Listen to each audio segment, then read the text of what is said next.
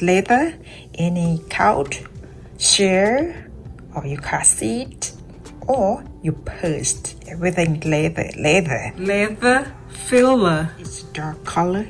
Any color picks and matches your leather and leather finishes to make it smooth and nice. And sandpaper,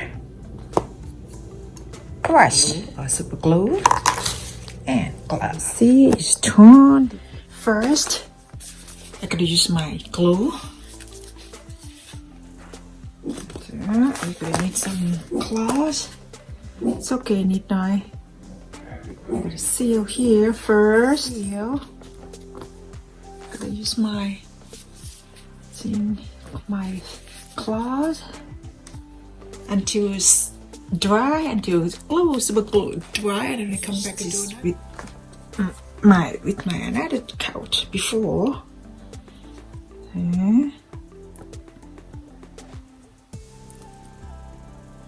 You can do this for yourself when let it dry, and then I come back to do it again. 24 hours. After 24 hours, it looks nice and dry. So that you apply the leather filler. It's thick. But I had that sand sponge. Let's make it nice and smooth. I hope you can see well here. I'm going to use my sand sponge. And I could apply the leather finishes. Cute brush. This one here. You gotta use this bowl like this one to protect liquid spill out, to make sure it didn't spill to another area.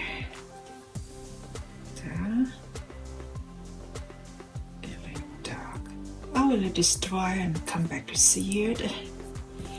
After it's dry from leather finishes, and now I gotta I spray my conditioner, leather conditioner, to make leather look nice. Hope you can see it. Okay, so now spray conditioner. Leather to come out look nice. Right, it's not too bad.